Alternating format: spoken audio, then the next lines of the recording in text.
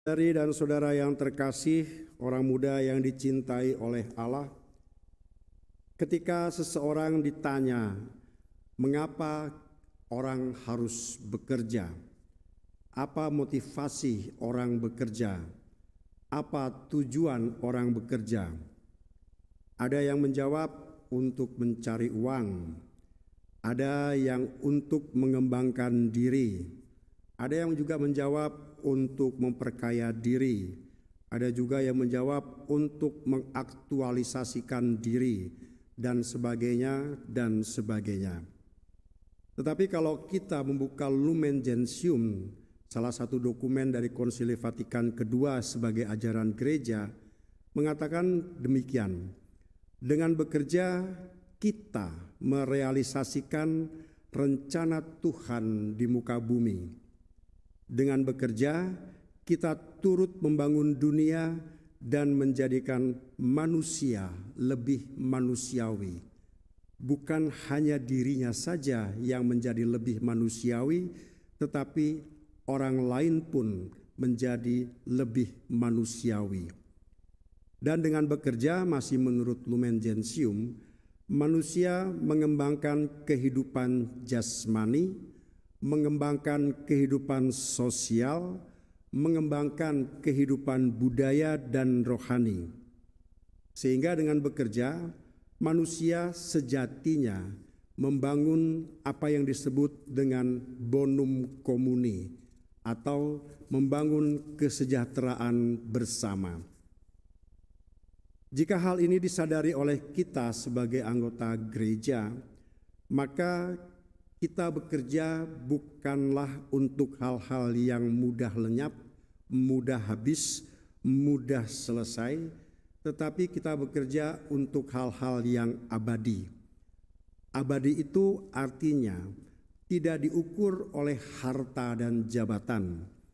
Abadi itu artinya tidak diukur oleh kedudukan dan banyaknya pujian, tetapi keabadian itu adalah ketika orang terus mengenang betapa orang ini ketika ia mengabdikan hidupnya, sungguh mengabdikan hidup bersama dengan Allah.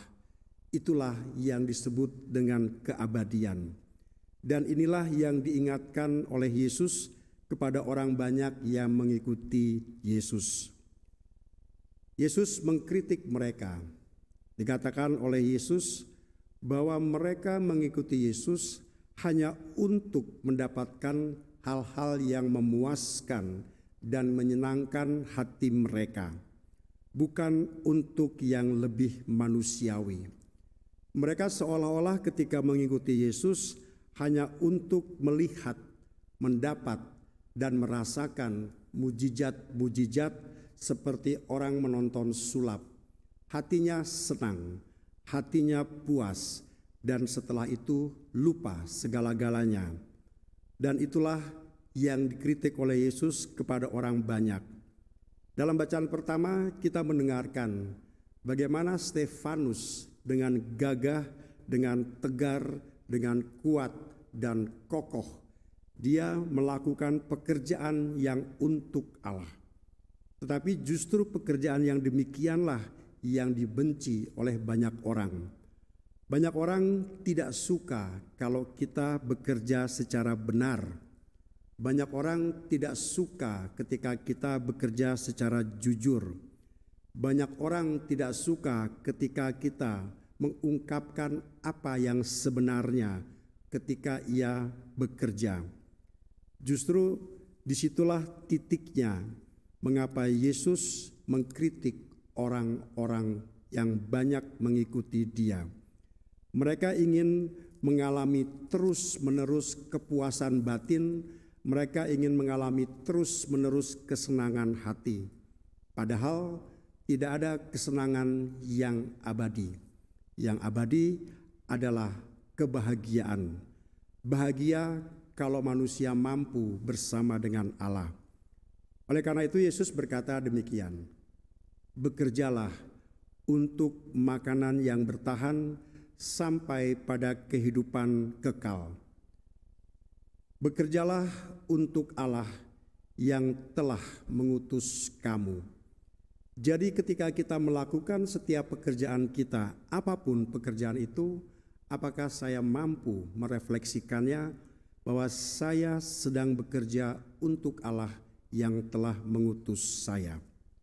Dengan demikian, ketika saya mampu merefleksikannya seperti itu, ketika persepsi dan orientasi saya seperti demikian, maka pada akhirnya saya akan mempekerjakan diri saya sebagai pekerja-pekerja Allah, dan disitulah titik letaknya bahwa saya sedang melakukan pekerjaan yang bersifat kekal, pekerjaan yang bersifat abadi.